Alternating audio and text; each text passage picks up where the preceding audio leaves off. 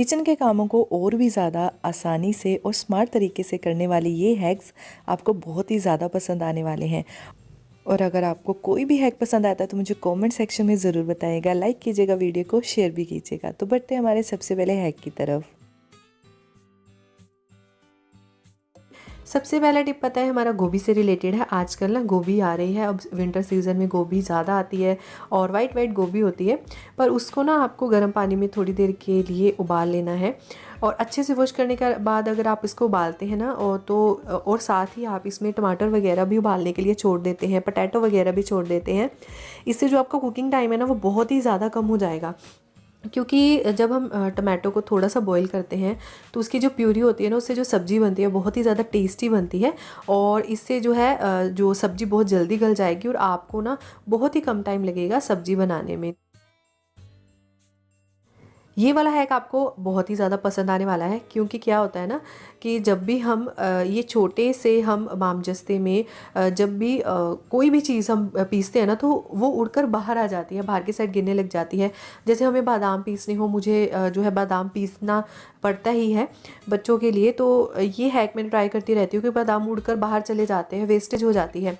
आप ना cling wrap का यूज़ कर सकते हैं और बीच में से हल्का सा आप चीरा देंगे और इसमें से आप ना इसको कूटना शुरू कर सकते हैं। बहुत ही ईजी टास्क है, जो भी उछलेगा ना वो ऊपर की साइड ही रहेगा और आप देख भी पाएंगे कितना हो चुका है ना। बहुत ही बढ़िया और मज़ेदार आइडिया। ये हैक आपको बहुत ही ज़्यादा पसंद आ भी सकता है, नहीं भी आ सकता। सिल्वर वाला यानी कि जो हम स्क्रबर के तौर पर यूज़ करते हैं वो नया वाला होगा ना, तो आप इसको ये ज़रूर हैक ट्राई कीजिए। कई बार क्या होता है ना, जो मशीन होती है हमारी मिक्सी जार, वो बिल्कुल फ्री हो जाता है। फ्री होने की वजह से ना वो कई बार बहुत ज़्यादा घूमने लग जाता है, जिसकी वजह से जो हमारा जार होता है ना वो नीचे से अगर प्लास्टिक का थोड़ा सा उसके बीच में एक चीज़ लगी होती है वो टूट जाती है। तो ये वाला हैक ना मैं ट्राई करती रहती हूँ, मुझे किसी ने बताया था तो मैंने इसको ट्राई किया। मैं ये नहीं कह रही कि आप ट्राई करें, बट मुझे ना अच्छा लगा और मैं इसको ट्राई भी करती रहती हूँ।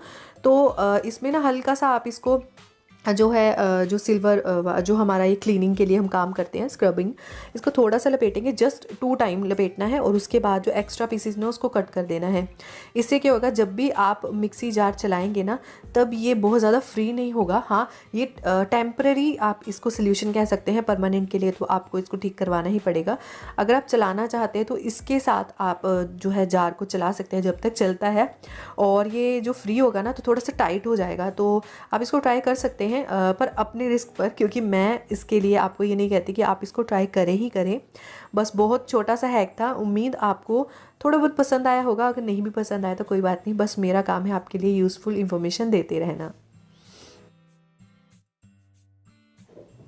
अब बारी आती है हमारे घर में जो चॉपिंग बोर्ड होता है ना, वो कई बार थोड़ा सा आपको लगता है ना कि कोई भी चीज़ हम कट करने जा रहे हैं वो दूर दूर जा रहा है, एकदम से खिसक जाता है, या तो हमें कपड़ा रखना होता है, नहीं तो ये वाला हैक ट्राई ज़रूर करें। आप इसको ना फ्रिज में रख दीजिए 5 मिनट के लिए, और जब आप बाद में इसमें करेंगे ना, मैंने बिल्कुल नीचे ना कोई कपड़ा नहीं रखा है, नहीं तो जब भी मैं कुछ चॉपिंग करना चाहती हूँ या कुछ भी करना चाहती हूँ ना, खिसक जाता है आगे की साइड। इससे क्या होता है ना, ये जो ठंडा होने की वजह से ना वहीं पर जम जाता है। ये हैक ना खुद मैंने ट्राई किया हुआ था, तो आज हम बना रहे थे कुछ ऐसी दाल जो मिक्स होती है, जैसे कि चना दाल, जो मूंग दाल, हरी मूंग दाल, उन सब दालों को थोड़े से राजमा डालकर मैंने सिर्फ 20 मिनट के लिए भिगो कर रखा। क्योंकि कई बार क्या होता है ना, हमें पता नहीं चलता है कि क्या बनाना है और ऑन द स्पॉट बनाने लगते हैं, या फिर किचन में कोई दूसरा काम कर रहे हैं और आपके दिमाग में आया कि मुझे कोई दाल वगैरह बनानी है। स्पेशली कोई ऐसी दाल होती है जो खड़ी हुई होती है, जैसे कि हरी मूंग दाल छिलके वाली, इसको बनने में ज़्यादा टाइम लगता है। जितनी देर के लिए भी भिगो सकते हैं ना आप, उतनी देर के लिए भिगो लीजिए। 10 मिनट के लिए भी भिगो पाते हैं ना, तो आप 10 मिनट के लिए भी भिगो सकते हैं। उसके बाद कुकर में सीटी लगवा दीजिए और हल्दी नमक ज़रूर डालेगा, इसी के साथ ही देसी घी ज़रूर ऐड कीजिएगा। एक तो दाल बाहर नहीं आएगी, दूसरी बात होगी कि इससे दाल बहुत ही ज़्यादा टेस्टी बन जाएगी। अगला हैक पता है क्या है, दाल से रिलेटेड। तो आप कहेंगे ये लाल और पीली दाल मैंने इकट्ठी रखी हुई है। हमारे घर में मूंग और मसर की दाल जो धुली हुई होती है वो ज़्यादातर बहुत अच्छे से बनती है और वैसे भी हल्की होती है, खाने में प्रोटीन बहुत अच्छे से मिलता है इन दालों में। कई घरों में क्या होता है ना कि अलग पैकेट्स आते हैं इसके, लाल वाली दाल अलग, पीली वाली दाल अलग आती है। और क्या होता है ना कि हमें उनका रेशियो देखना पड़ता है, आधी आधी दाल हमें मिलानी पड़ती है। तो आप ना मेरे जैसे ही ट्रिक अपना सकते हैं। दोनों पैकेट्स 1-1 किलो वाले अलग लेकर आइए, या फिर आधा आधा किलो वाले, उन दोनों दालों को आप अच्छे से थाल में डालकर मिक्स कर लीजिए, फिर डिब्बे में ट्रांसफ़र कर लीजिए। इससे आपका बहुत सारा समय बचेगा। कई बार ये जो काली माँ की दाल है, आपके यहाँ कौन सी इसका नाम क्या है मुझे ज़रूर बताइएगा। तो मैं क्या करती हूँ, थोड़े थोड़े अमाउंट में ना ये दाल बना कर रख लेती हूँ। इनको मिक्सचर बहुत ज़्यादा ज़रूरी होता है, क्योंकि ये हमारे लिए टाइम सेविंग होती है जब हम पहले ही दाल का मिक्सचर तैयार कर लेते हैं। तो यहाँ पर मैंने क्या किया है, काली माँ दाल ली है और उसी के जितनी मैंने यहाँ चने की दाल ली है। चने की दाल थोड़ी सी ज़्यादा मैं डालती हूँ काले माँ में, और उसके बाद इसमें राजमा ज़रूर ऐड करती हूँ। इससे क्या होता है ना, जब भी मुझे ये दाल बनाने का मन होता है तो फटाफट इसमें से निकालती हूँ जितनी बनानी है, और सोक कर लेती हूँ 10 से 15 मिनट। जब भी मुझे टाइम मिलता है या मुझे ध्यान में आता है, अगर मैं बर्तन साफ़ कर रही हूँ, मुझे माइंड में आता है कि हाँ अभी मुझे ये दाल बनानी है, तो आप सोक करके रख सकते हैं। तो ये छोटे छोटे जो ट्रिक्स होते हैं ना, हमारे टाइम को बहुत ही जो है कंज्यूम करने से बचाते हैं। वही टाइम हम कुछ और काम करने में लगा सकते हैं। तो मुझे बताइएगा कि ये छोटी छोटी किचन की ट्रिक्स आपको कैसी लगी। अब बारी आती है मोमबत्तियों की। अब दिवाली का सीज़न आ रहा है, तो घर में हम सफाइयाँ करते हैं, तो कुछ ना कुछ हमें ऐसी चीज़ें मिल जाती हैं जो हमें लगता है कि ये तो यूज़ की जा सकती हैं, या फिर घर में अगर बच्चे हों तो ये तोड़ फोड़ कर ही देते हैं। तो हमारे घर में भी ये रंग बिरंगी जो है मोमबत्तियाँ निकली, तो इस जो है कैंडल्स का हम रीयूज़ करने वाले हैं। तो इसके लिए सबसे पहले तो मैंने जो है पैन में पानी गर्म करना रखा हुआ है। कोई भी आप जो साइड पैन ज़रूर रखें, जिससे कि आप ये ऐसी चीज़ें कर सकें जो कि फूड आइटम्स में ना आती हों। तो उनके लिए मैंने अलग से ये पैन रखा हुआ है। सबसे पहले तो हमें जो कैंडल्स हैं ना उसको तोड़ लेना है, और उसमें से कोशिश करनी है कि हम जो ये धागा है ना इसको रिमूव कर दें। अगर नहीं भी निकलता तो कोई इशू नहीं, इसी धागे को हम दोबारा जब एक कैंडल को दूसरी शेप देने वाले होंगे ना, तब मैं यही धागा यूज़ करूँगी। जितना निकल पाता है ना आप निकाल लीजिए। तो मुझे बहुत ही ज़्यादा मेहनत करनी पड़ी इसको निकालने के लिए, क्योंकि बहुत ज़्यादा कई बार हार्ड होती है।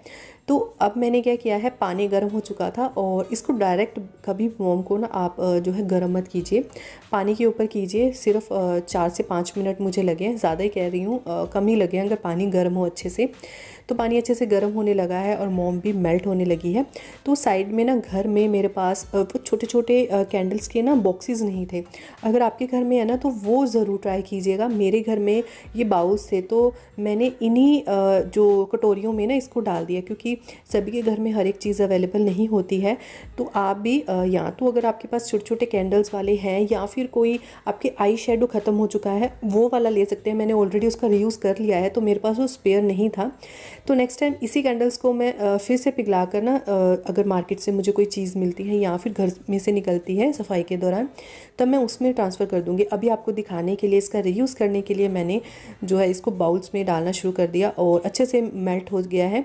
और गरम गरम ही आप इसको डाल देंगे। और एक तो मैंने पेंसिल्स में जो है धागा लपेट दिया, और एक मैंने पेन में लपेट दिया। बस अच्छे से ना इसको ऊपर से रखना है, और बहुत अच्छे से ये ठंडा होने के बाद आप इसका रीयूज़ कर सकते हैं। जो भी बचे हुए धागे थे वो हम फेंक देंगे।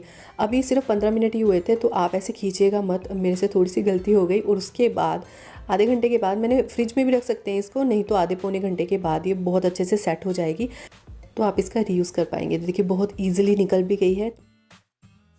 मोम के बर्तन को धोने की तो मुझे तो बहुत ही ज़्यादा ये लगा कि मोम का बर्तन बहुत, अगर गर्म पानी के अलावा अगर आप टूटी के नीचे भी लेकर जाते हो तो ये बहुत अच्छे से जो मोम है चिपक रही है। या तो गर्म गर्म पानी में आप इसको अच्छे से धो दें हाथ को बचाते हुए, नहीं तो ठंडा होने के बाद मोम को। घर में जब भी खट्टा दही बनता है, यानी कि बूंदी वाला रायता बनता है, तो जितना रायता आपको यूज़ करना है तो उतने में ही नमक डालिएगा। नमक डालने से रायता खट्टा हो जाता है। तो एक तो इसमें मसाले वगैरह होते हैं, तो नमक डालने से वो ज़्यादा टाइम के लिए हम स्टोर करके नहीं रख पाते। तो ये हैक ज़रूर ट्राई कीजिएगा। जितना बचता है उसको निकाल लीजिए, नमक दोबारा ऐड कर लीजिए। नेक्स्ट है कि हमारा स्प्रिंग अनियन से रिलेटेड। स्प्रिंग अनियन को काटना ना थोड़ा सा मुश्किल भरा टास्क हो जाता है, तो आप ना रबड़स का यूज़ कर सकते हैं। घर में इजीली रबड़ मिलती हैं, तो 2-3 पोर्शन में लगा लीजिए। इससे क्या होगा ना, इकट्ठा रहेगा और कट करने में बिल्कुल दिक्कत नहीं आएगी।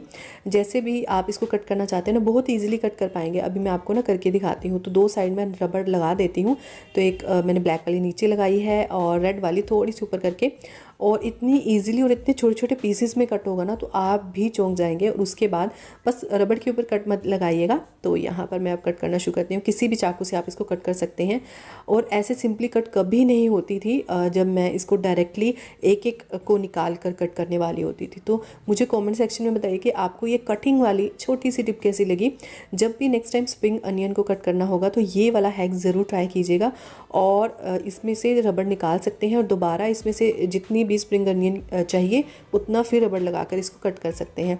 छोटा सा हैक है पर बहुत ही ज़्यादा यूज़फुल है, आपको बहुत ही ज़्यादा पसंद आएगा। आती है कोलगेट की। कई बार क्या होता है ना, घर में ज़्यादा कोलगेट नहीं बचती, तो हम क्या करते हैं, कोलगेट को बेलन की हेल्प से निकालने की कोशिश करेंगे। तो बहुत ही इजीली जो है बेलन जब हम करते हैं ना, तो जो छोटा सा भी पार्ट होता है वो ऊपर की साइड आ जाता है और नॉर्मली आप जो है कोलगेट का यूज़ कर पाते हैं। नहीं तो जो लास्ट पार्ट होता है ना, वो कट करके आप वहाँ से भी कोलगेट को निकाल सकते हैं। छोटे छोटे बजट वाले हैक्स हमारे जो है पैसे को बहुत ही आपके घर में भी ऐसा होता होगा, जो साइड्स के जो हमारे कपबोर्ड्स होते हैं ना, ऊपर से जब आटा वगैरह गिरता है तो आटा चिपक जाता है। तो यहाँ पर देखिए इस साइड में हमने रखा हुआ है आटे का ड्रम। जब भी आटा वगैरह निकालते हैं या फिर हम कुछ रोटी वगैरह बनाते हैं, तब भी जो है इस साइड्स पर, इस किनारों पर ना, एजिस पर आटा चिपक जाता है। तो आप क्या कर सकते हैं, इस चीज़ का सहारा ले सकते हैं। कोई भी अगर आपके पास नुकीली चीज़ पड़ी है तो आप उसका यूज़ कर सकते हैं। तो मेरे पास भी ये घर पर पड़ा हुआ है, तो मैं इससे जो है आटा वगैरह खुरच लेती हूँ। अगर आप थोड़ा सा गीला करके इसको उतारेंगे तो बहुत ईजिली निकल जाएगा। अभी आटे का जो ड्रम है इसी साइड पर है, तो मैं इसको गीला नहीं करूँगी, तो सूखा ही निकालेंगे। उसके बाद गीले कपड़े से इसको मैं साफ़ कर लूँगी। तो सारा प्रोसीजर अभी मैं आपको बताती हूँ, तो ट्राई आउट ज़रूर कीजिएगा। बहुत ही इम्पोर्टेंट सा मैंने आपको एक मेथड सा बता दिया है, ट्राई आउट ज़रूर कीजिए और फिर सूखे कपड़े से साफ़ कर दीजिए। बिस्किट्स वगैरह ना हमारे घर में ऐसे ही यूज़ होते रहते हैं। कई बार ट्रैवलिंग पे लिए लेकर जाते हैं, नहीं तो घर पर ही बच्चे 2-3 बिस्किट खाते हैं, पैकेट्स ऐसे ही छोड़ देते हैं। तो मैं क्या करती हूँ, जब तक जो है ट्रैवलिंग के लिए अगर लेकर जाती हूँ ना, तो मैं ऐसा बॉक्स ले जाती हूँ। बहुत छोटे बॉक्स में भी कम बिस्किट्स आते हैं, फिर और की डिमांड होती है। तो आप क्या कर सकते हैं, इसमें क्लिंग रैप लगा सकते हैं। क्लिंग रैप के बहुत ही ज़्यादा यूजेस हैं मेरे हिसाब से। इससे क्या होता है ना, एक तो ये सीले नहीं होते, जैसे सीले हो जाते हैं ना, बिल्कुल वैसे नहीं होते। और जितना खाना है, क्लिंग रैप को थोड़ा सा उठाइए, बिस्किट निकालिए, बच्चों को दीजिए, फिर दोबारा इसको बंद कर दीजिए। इससे ये टाइट भी हो जाता है, बिल्कुल नहीं खुलता, और आप इसको लंबे समय तक यूज़ कर पाएंगे। और बिस्किट सीलने की जो दिक्कत है ना, बिल्कुल नहीं आने वाली। हमारी ब्यूटी टिप है डार्क सर्कल से रिलेटेड। पोटैटो देखकर आपने जान ही लिया होगा कि हम इसका यूज़ करने वाले हैं। पर बात पता है क्या आती है, मैं भी बहुत बार जो है पोटैटो का जो ये रस निकालेंगे उसको अपने काले घेरे पर लगाती हूँ। तो मुझे दिक्कत यहाँ पर आती है कि मैं कभी उसको हाथों से लगाती हूँ, कभी जो मार्केट में कॉटन बर्ड आते हैं ना, उसमें जो है डिप करके लगाती हूँ। तो यही हमारी आज की टिप होने वाली है। सबसे पहले तो यहाँ पर मैंने पोटैटो मैश कर लिए हैं और इसको मैं यूज़ भी करूँगी क्योंकि मैं करती रहती हूँ। तो इसी के साथ ही आप क्या कर सकते हैं, घर पर ये कॉटन जो है बर्ड बना सकते हैं बहुत ईजिली। घर पे जो भी कॉटन हो उसको आप अच्छे से ना एक जो है एक सर्कल शेप दे दीजिए, और उसके बाद इस पोटैटो के जूस के बीच में इसको ना डिप कर दीजिए। और जब ये अच्छे से सोख ले तब आप इसको अपने काले घेरे पर लगा सकते हैं। और अगर आप इसको एज इट इज़ ही अपने जो है पोटैटो जूस को फ्रिज वगैरह में रख देते हैं तो 1 से 2 दिन तो ये चल ही जाता है, और विंटर सीज़न में ज़्यादा दिनों के लिए चल जाता है। तो हुआ ना बहुत ही बढ़िया सा है। क्यों हम मार्केट से कॉटन बड लेकर आएँ, जो कि हमारे जो कॉटन पैड डार्क सर्कल्स के लिए होते हैं, अपने घर में जो है बचत करते हैं। और ऐसे ही टिप्स के लिए चैनल को ज़रूर सब्सक्राइब कीजिए। नेक्स्ट है क्या, हमारा धनिया से रिलेटेड। जब भी हम धनिया का बीज लगाते हैं या फिर ऐसा होता है ना, हम धनिया का थोड़ा सा प्लांट लगाते हैं, सूखने के बाद कुछ ऐसा हो जाता है, तो आप इस चीज़ को भी मत फेंकिएगा। इसको आप डायरेक्टली या तो सब्जियों में थोड़ा सा कूट कर डाल सकते हैं, नहीं तो गमले में इसको दोबारा डाल दीजिए और फिर से जो है धनिया रीग्रोथ कर लेगा और बहुत ही बढ़िया धनिया उगने लग जाएगा। तो ना हमें हमेशा जो है थोड़ा सा एक तो राउंड शेप में आता है, तो ये ओवल शेप वाला पपीता ना हमेशा मीठा निकलता है। ट्राई आउट ज़रूर कीजिए। कई बार क्या होता है ना, हम राउंड शेप वाला पपीता ले आते हैं और घर आकर देखते हैं तो वो तो ग्रीन है, अंदर से बिल्कुल अच्छे से पका हुआ नहीं है, खाने का मन है तो उनको ऐसे ही हमें रखना पड़ता है स्टोर करके, फिर 1 दिन के बाद खाना पड़ता है। या तो अगर आप अभी नहीं काटना चाहते, 1-2 दिन बाद काटना चाहते हैं, फिर तो राउंड शेप वाला ले आइए, 1 से 2 दिन में पक जाएगा। अगर साथ के साथ ही खाना है तो आप ओवल शेप वाला पपीता ज़रूर लेकर आइए। तो आज के सारे हैक्स में से आपको कौन सा पसंद आया मुझे कमेंट सेक्शन में ज़रूर बताएं। Thank you for